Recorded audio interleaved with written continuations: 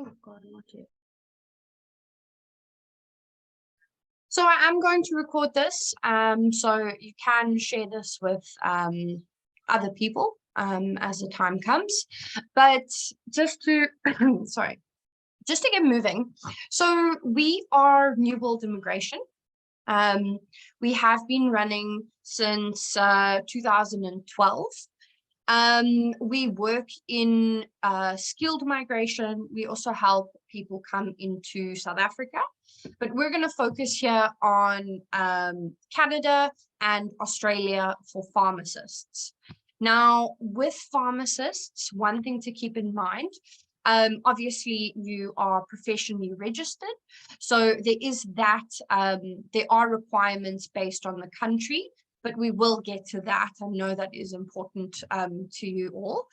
And then just to clarify, we do also have a recruitment department.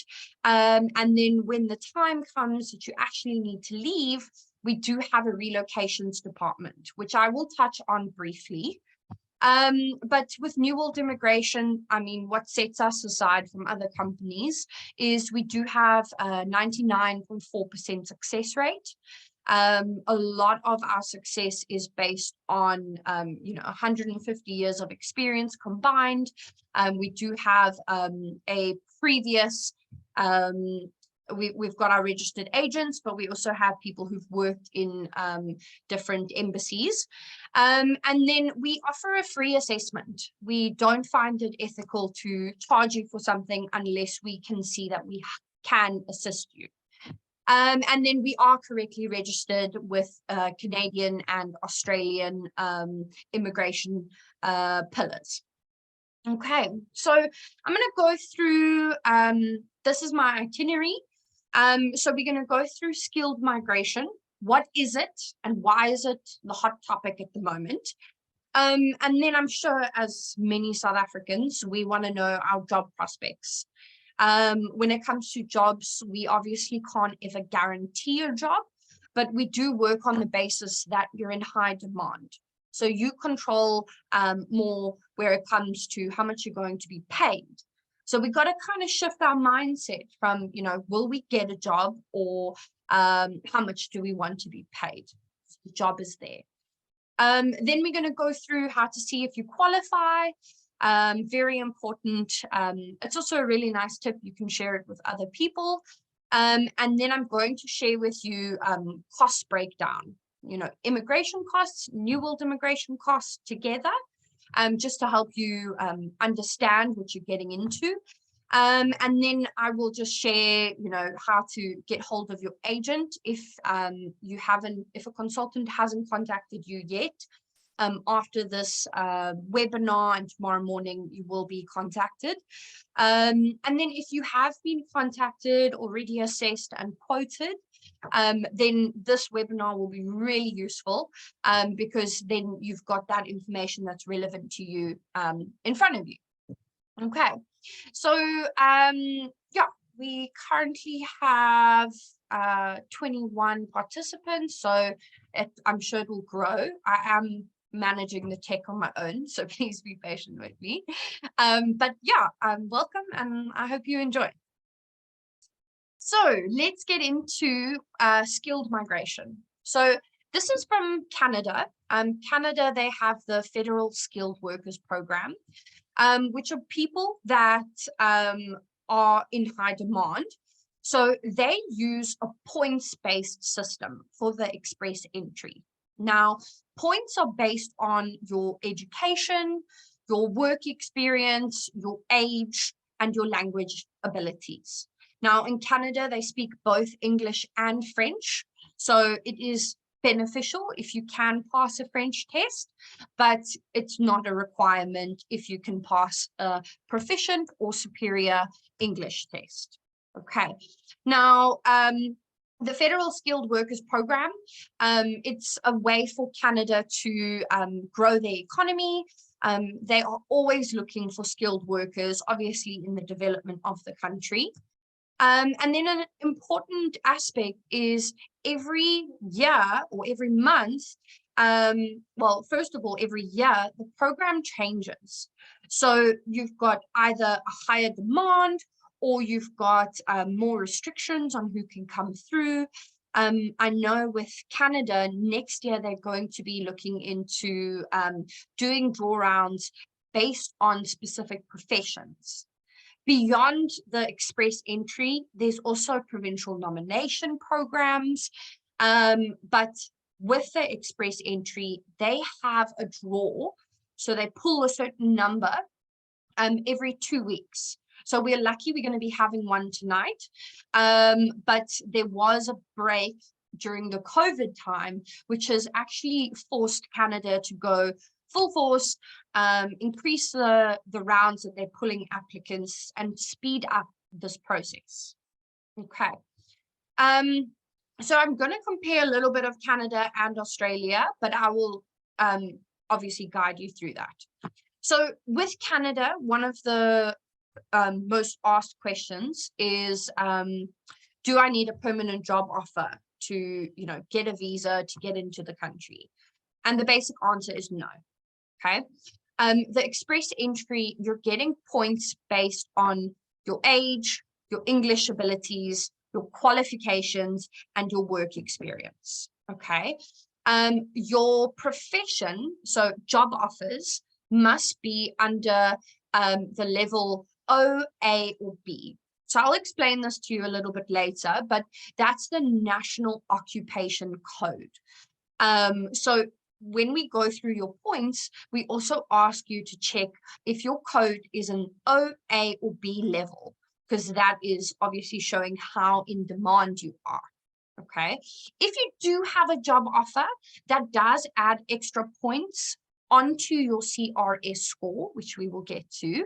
But with a job offer, you need to have what is called an LMIA, which is a labor market impact assessment. Some professions are exempt from this, or you could apply for an exemption, but the labor market impact assessment is the one reason that you can't just apply for a job in Canada right now. Okay. Main reason is the employers have to pay for it. They have to submit it, and it's 1,000 Canadian dollars.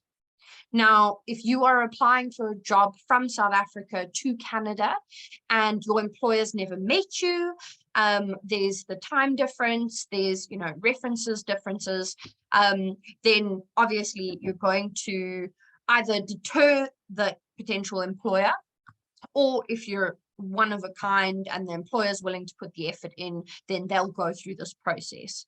But it does take a while. We're talking about, it could take 6 weeks to process, it could take 8 weeks to process. It also depends on if the employer has all their paperwork in order. Look, the LMIA and the work permit route to Canada, if it was easy, everyone would be doing it, but they're not. They are doing the express entry program. Okay. Now, the reason that they've changed this is there are many skilled jobs and long-term contracts that, they need applicants for. With the express entry, you would be getting a permanent residency invite. And once you've got that permanent residency, you've got the control of when you can move over to an extent. But also you're a permanent resident. So you're not asking the employer to sponsor you for anything. And also you can get the job on your terms, which is a different story. So with your terms, you're not reliant on the employer for the work permit and for your existence in the country. So at that point, we always recommend try and do it independently. If you don't like the job, at least you've got that freedom to move to another job. Okay. Then we at New World Immigration, we've simplified this process to 4 steps. Okay. Step 1, we will check if you qualify for the program. That's where we offer the free assessment. If you qualify according to our standards, not according to Canada's standards, Our standards are a lot higher. You need at least 450 points. Main reason is because of our high success rate. We don't want to give you false hope. And then also when we go through the assessment, we also do the bare minimum for everything. So there is leeway to improve your points. Okay. Once we've checked if you qualified, then we send you a quote and we look at starting stage 2. Stage 2 is the skills assessment, and then you enter the express entry pool. Okay. Once you're in that express entry pool, then, we hold fingers and thumbs and toes and everything to make sure that Canada pulls your score or below your score. And then from that point, you will get an ITA. So this is an invitation to apply for permanent residency. Once you've got that ITA, then we move on to the permanent residency program. Okay, well, the application. It's a long application. There's loads of paperwork, police clearances, medical exams, proof of funds, all of which I will touch on. But once you've submitted that permanent residency application, then it's just a waiting game. Okay. Timelines I will get to, but one thing to keep in mind with this process is it's up to Canada and their processing times and third-party processing times. At New World Immigration, we're prepared, we're ready with your application, we've got years of experience, so we can get it done in a day or two, but it is up to you, it's up to everybody else. So that is something to keep in mind. Okay. Now, if we look at Australia, so for Canada, we will help you with your skills assessment. For Australia, there is a part to it where you have to do it independently. Okay, so first thing to check if you qualify is, do you have a qualification that is 4 years of full academic study? So your bachelor's of pharmacy would be, and then it has to be completed after Jan 2006, and you need to be registered in the country that you graduated. So you studied in South Africa, you need to be registered as a pharmacist in South Africa. Okay, then the process would take 2 parts. The first part would be passing the initial eligibility check. And that would be submitting all your documentation and paying the fee of 1,290 Australian dollars. Okay, I do put fees in the Australian dollars or the Canadian dollars because we can't control the rate of exchange. It's dependent on the time that you submit the application. Okay, once that bit is complete, then you will need to go and write your CAPS examination. And then the processing time or the outcome for the processing time to get your results can take about 4 weeks. And then that fee is 2,140 Australian dollars. Now, if you're not in Johannesburg, you will need to travel to Johannesburg for this CAPS examination. Okay, so that would be your skills assessment completed. And then from there, we can work out your points. We will, preempt your points, but from that,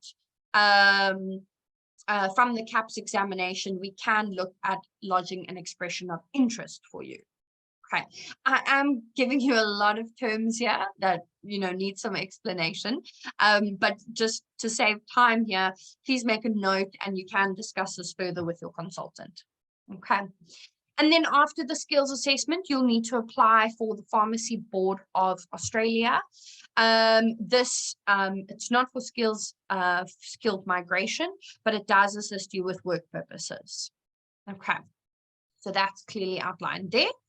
Then if we move on, now, why pharmacists? Why pharmacy? Now, I've just done a basic Google search.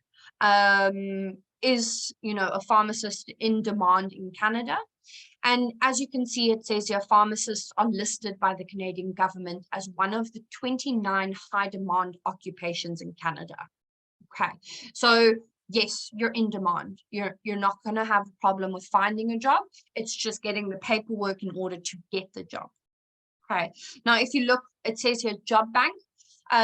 Job Bank is a Canadian website. It's like LinkedIn, but it is obviously government funded, but it's a great way. We do expose you to it. It's a great way to get in touch with potential employers. But as you can see, the amount of pharmacists, the demand is increasing. It's rising, it's rising, it's rising. And this is why, you know, we have these discussions. So that would be with Canada. If you don't believe me, please just do a simple Google search, sorry, getting back there, just search pharmacists in demand in Canada. Okay. Then if we look at Australia, same thing, progressive shortage, paving the way for international pharmacists. Also a demand. Obviously the weather's a little bit better in Australia if you prefer the heat, but I'm comparing both options for you here. And then some more information based on, you know, pharmacists being a shortage in the country. Yeah, the numbers of pharmacists moving to Australia, it's a challenge, and the main reason is because of the documentation that people don't want to put together, and also employers don't want to go through. Okay. Now, types of pharmacists. I know you guys all have different roles, but here, this is a screenshot from Canada's National Occupation Code. I said you need to be in a skill level A, O, or B. Okay, so here's example titles. They're looking for clinical, community, hospital, industrial, retail, basic pharmacists. Okay, and here you can see a breakdown summary. It is a skill level A occupation. When this occupation gets close to being full, or in, you know, filled in the industry, then they will move from an A level to a B level. So even if it does get saturated, you still have the opportunity to go A to B.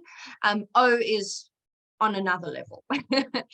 But yeah, your NOC, or your National Occupation Code as a pharmacist, would be 3131, and you're in high demand. If we look at pharmacists for Australia, here we've got the short-term skills occupation list. Hospital pharmacists, industrial pharmacists, retail pharmacists, and pharmacy technicians. Now here that it mentions the skill level. So with the skill level, I just wanted to bring up my pen quickly. So this skill level over here, if it's a skill level 1, it means that you need to hold a minimum bachelor's degree. If it's a skill level 2, it would be a bachelor's degree. It doesn't have to be as relevant, or a national diploma, but a 3-year degree. Okay, you need to have some relevance to being a pharmacy technician, but the skill level 2 is not as specific as a skill level 1. Okay, then if we move on. Now, let's talk about getting paid in Canada. So here's a site. I've just obviously gone on the average. The average is dependent on your work experience, your qualifications, you know, what you've completed in your industry. So here you're looking at an annual average of 92,000 Canadian dollars. It is higher than South Africa. But then obviously you're looking at tax deductions and all of that. So here they have compared with, you know, an annual salary of 52,000, and you can see that, you know, if you're looking at tax, you're looking at average 27% tax rate of your annual salary. Okay. Then if we look at Australia, also, you know, salaries pretty much the same. I think the rate of exchange difference is like maybe 1 rand. Last time I checked Canada, it was 13 rand to the Canadian dollar. And for Australia, I think it's probably about 13 or 12 rand to the Australian dollar. Okay, so here the average tax rate is lower than Canada. But I mean, if you can qualify for either Canada or Australia, you're very, very fortunate. Most people only qualify for the one. Okay. Now, okay, I'm going to do a run through on how to see if you qualify for Canada. So this is the site. It is a government site. I have an example I'm going to work with.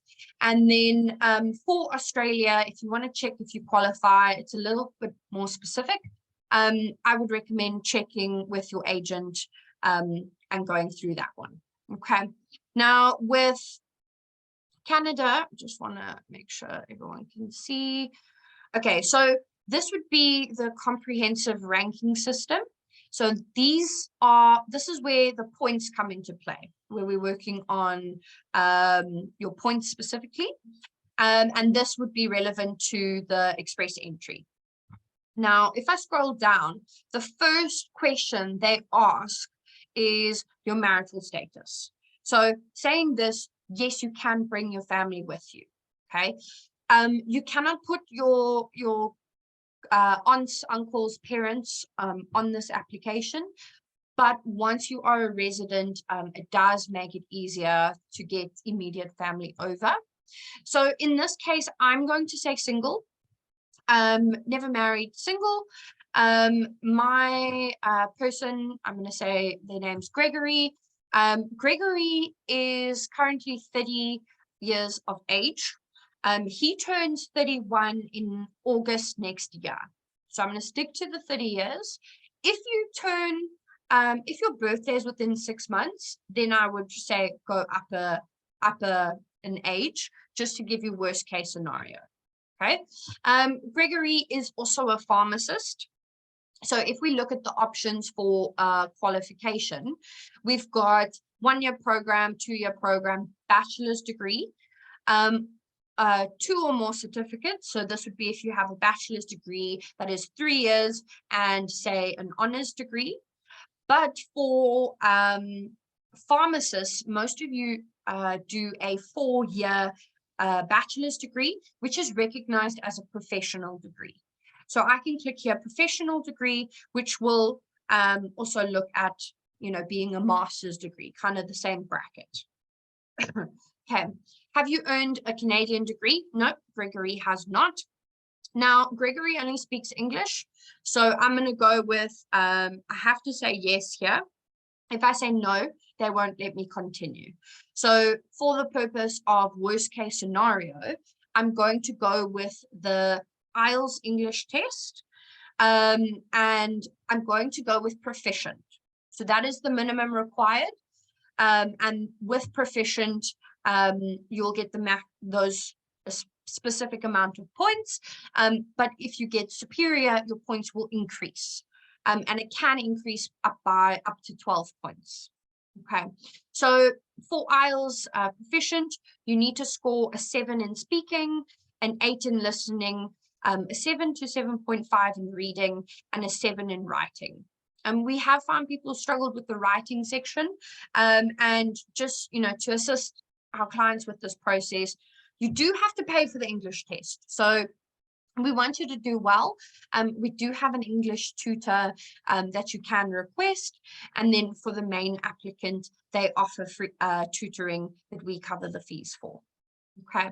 Now here, any other language results, we're going to say not applicable, but if the client speaks French, they would do a TEF Canada French test. But here we're going to keep it basic and say not applicable. Okay, now work experience. So the work experience for Canada, it needs to be paid and full-time. So full-time is more than 30 hours a week. And you need to have pay slips and proof. We can look at reference letters as proof to count that work experience. Now, Gregory's got about 4 years of work experience. So with the options here, it says in the last 10 years, how many years of skilled work experience in Canada do you have? So obviously, Gregory's never stepped foot in the country. So I'm going to say none or less than a year. Okay. Now, if we look at moving over to full-time work experience, but foreign skilled work experience, we need to look for more than 4 years. So here, the only option is 1 year, 2 years, 3 years or more. Okay. Now, if you score, if you have less than 3 years of work experience, you're not going to get the full 50 points. So I would recommend, if you've got 2 years, maybe hold off for a little bit.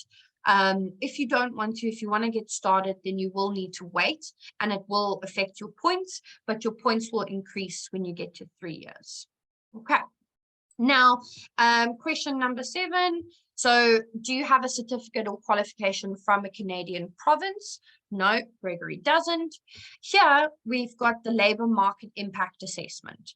So again, a skill job listed in skill type O, A or B as a part of the national occupation classification. Okay, Gregory doesn't, so I'm going to say no. Okay, do you have a nomination certificate from a province or a territory? This would touch base with provincial nomination programs. Okay, this is something that we would look at if your points are falling short, if you've lost points based on your age, all those types of opportunities. But with the nomination certificate, there is restrictions on that pathway. Okay, but here Gregory doesn't, so I'm going to say no. Then this is a really interesting one. Does your spouse or common law partner, are they a citizen or a permanent resident of Canada? So Gregory's single, so I'm going to say no. But if he does, then that's an extra 15 points onto the application. So keeping this in mind, if say you want to move over and then now your brother or sister wants to join you guys, they will get extra points because you have received permanent residency. Okay. So I'm going to calculate score, and then I'm just going to go quickly through a few things about the score. Okay. So here, core human capital factors. Gregory is scoring 105 for being 30. Level of education, 135. Official languages, 124. So his core human capital factors is 364. Okay.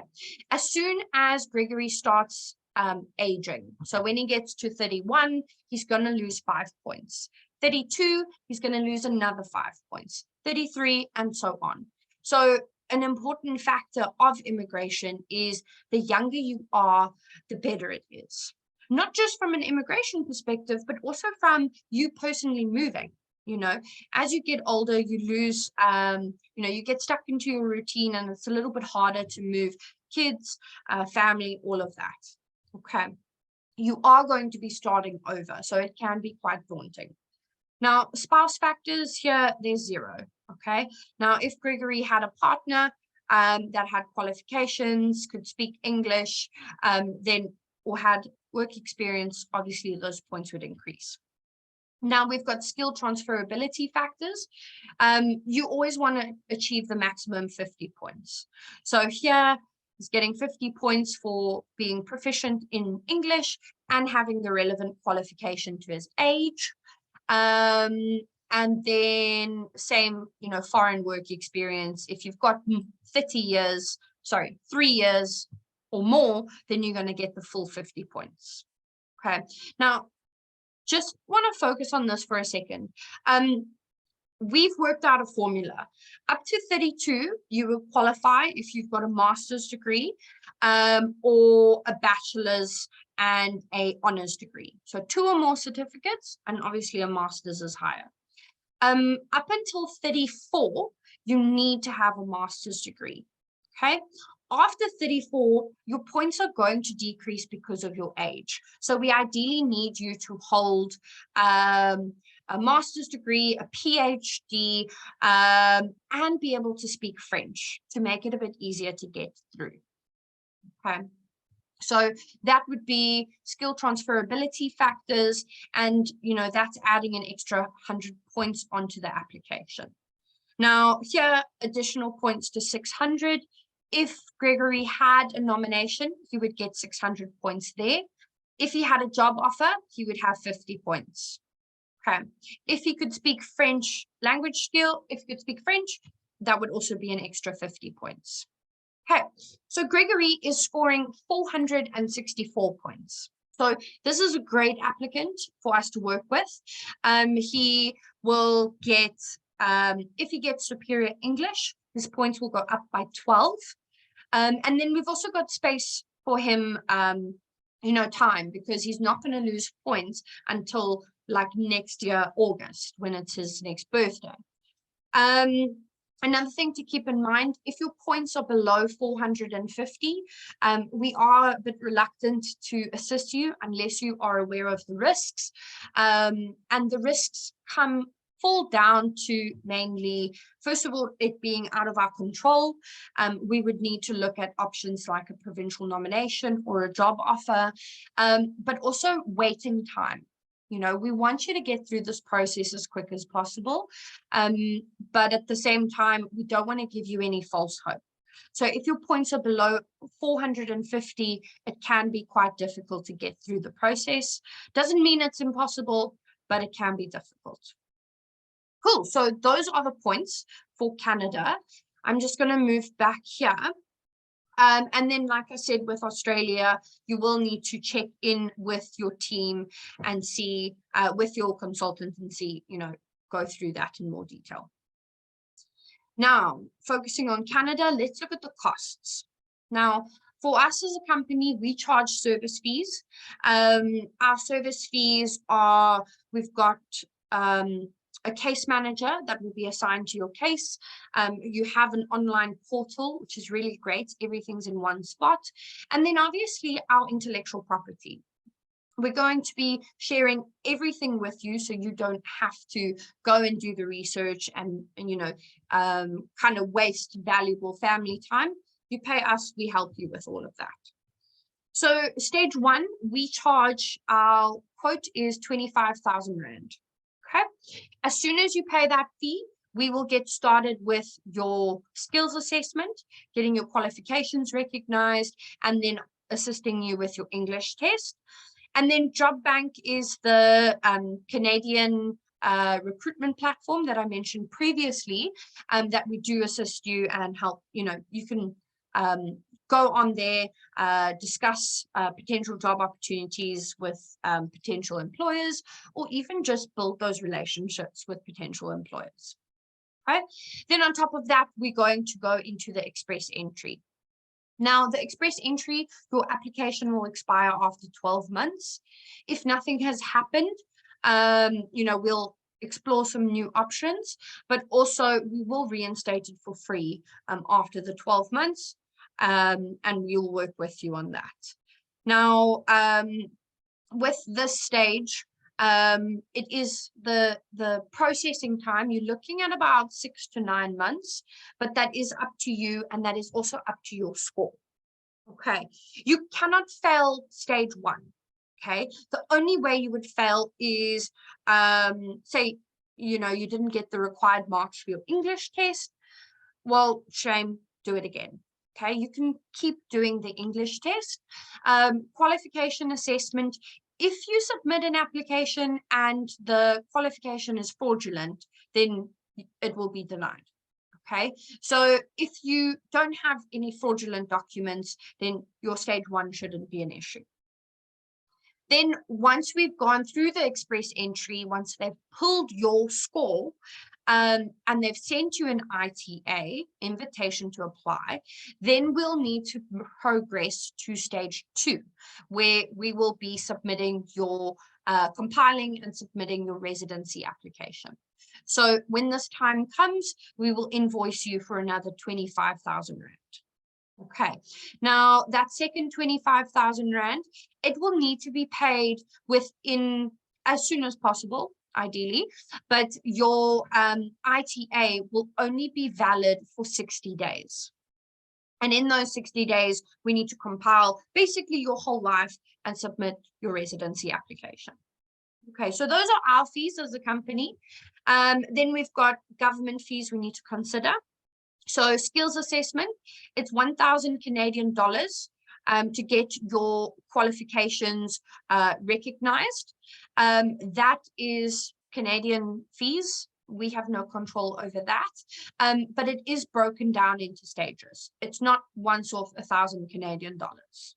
Okay, and then the 250 Canadian dollars, that would be relevant to, say, your partner. They hold a separate qualification that you would like to get assessed for extra points. That isn't a professional pharmacy degree. Okay, and then the other fee you'll experience in stage 1 would be your English or French test, which you're looking at plus minus 4,800 Rand, and that would be per person, obviously, each time you take the test. So as you can see, it can be expensive. Oh, well, it is expensive, but it's worth it. It's an investment. Okay, so that would be fees relevant, government fees relevant to stage 1 that you would pay as we go through the process, but after our service fee of 25,000. Okay, then stage 2, the permanent residency fees are a lot simpler. You'll have the principal applicant, which is 825 Canadian dollars, spouse 825 Canadian dollars, and then per dependent child, which is under 18, important note, 225 Canadian dollars. So those will need to be paid upon submission. And then applicable to anyone over 19, the permanent residency fee of 500 Canadian dollars. And then again, biometrics for people over 14, it's 85 Canadian dollars per person over 14. Okay, so those fees are relevant in stage 2. Now, along with the fees for stage 2, you'll also need to show proof of funds. Now, the proof of funds is merely there for to show proof that you can sustain yourself in Canada. It can be gifted, but there are processes which will guide you. And these proof of funds are dependent on how many people in the family. So here, Gregory, as one person, his fees would be 13,000 Canadian dollars that he would need to show he has access to sustain himself when he moves over to Canada. And then the fees do increase over depending on how many family members. Okay, but this is not something that you have to pay anyone. You just need to show that you have access to it.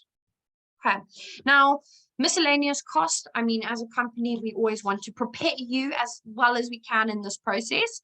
And right now, this is the miscellaneous fee for police clearance and medical exams added together per adult. You're looking at an extra 4,000 Rand. Okay, now these are the costs. It's a lot of money.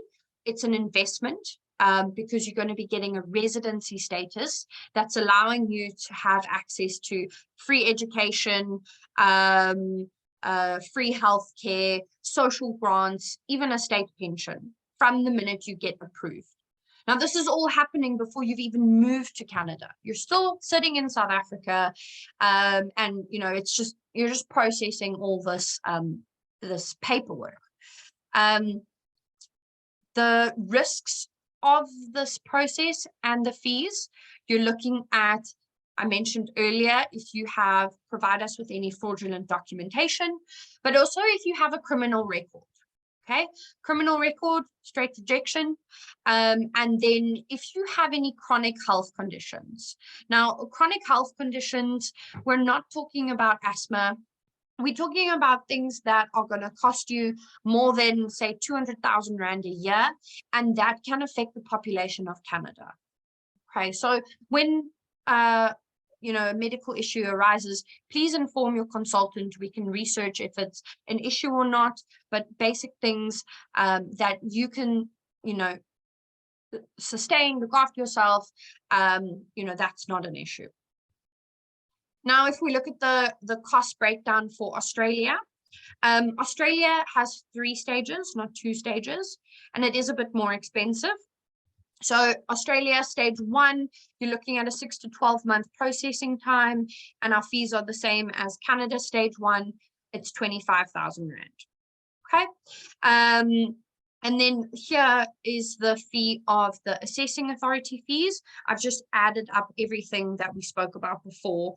The eligibility check, the CAPS exam, and then here's the registration. Okay. Now, once those are completed, we will move on to stage 2, which would be your state or regional application. So this is also known as an expression of interest. And then Australia will pull applicants based on a certain point system. So with Australia, you're looking at over 400. I'm sorry, with Canada, you're looking at over 400. With Australia, you're looking at between 65 and 100. Okay. 2 to 5 months processing time. We will charge you 15,000 Rand to submit your expression of interest. Okay. It's a long application. We submit, and then you've got different visa options to choose from. Okay, all the different visa options have different restrictions. I would recommend discussing this with your consultant, but it is based on what's available also. Okay, Australia, you can't just live wherever you want to. Canada, you can. You're getting permanent residency. You can live and work wherever you want to on that status. Okay, then we've got the state or regional application fee. In some instances, you may need to pay a fee. Obviously, this fee will be discussed with you, but you're approximately looking at 300 Australian dollars. It is dependent on the state or region that you're applying for. And then we go into stage 3. So your EOI is in place and you have now received an invite to apply for residency. Now, this processing time can take plus minus 4 months. Our service fee is 25,000 Rand. Keep in mind, our service fees are not per person. It's per family. Okay. And then the government assessing authority, well, the government fees for your residency application is as follows. Okay. Then miscellaneous costs, again, we like to prepare you. Same thing stands where you need, if you have a criminal record, if you have any chronic health conditions, or if you provide us with any fraudulent documentation, then you will be denied this process. Okay. Now, sorry, I just want to move on to the next slide quickly. Give me a second here. Okay, now we are moving on to, that's pretty much the presentation when it comes to immigration and the costs and the logistics to it. So you've gone through this process and now, you've got your visa. Now you need to move over. So here we've got, there we go. So are you there yet?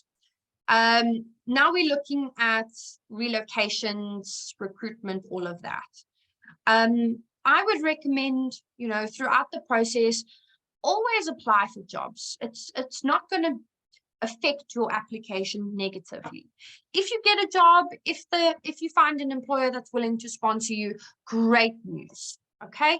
If you don't, your backup plan is this residency program that we're going through. Okay. But once you've gone through the process, you've got your paperwork, now we can start thinking about the logistics. So this would be our relocations division. Shelley is heading it. We can assist you with financial migration, removal, freighting, documentation, settlement services, forex, pet relocation. As you can see, everything you need. Flights, accommodation, property, all of that. Okay. And then we've got Luke, which is our recruitment manager. He is consistently working with companies all over the world. But with that, it is dependent on the employer.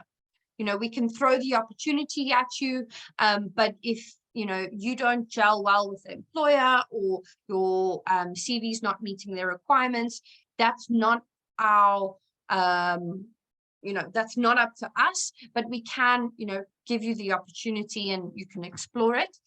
Our recruitment platform, it is also on our online portal. So when you get started with us, you'll have access to all your documentation, you'll have access to the recruitment options, and you'll have access to the relocations department. So we connect employers and recruitment agencies, and you've got this exclusive feature. This is not a feature that we just offer to anybody. You have to do a skills assessment with us, get your documentation in order, and then we will share this information with you. So now that's pretty much the end. If you have any other questions, concerns, and you have been emailed, most of you would get an email from your consultant about this webinar. Please email them, WhatsApp them. Their name would be here. Don't put consultant. So it's Amy at nwivisas.com. If it's Leo, if it's Sean, if it's Dion, that's what you'll have there. Okay. But other than that, that's the process. Thank you all for joining. I have recorded this and I'll be sharing it with you. Have a good day. Bye.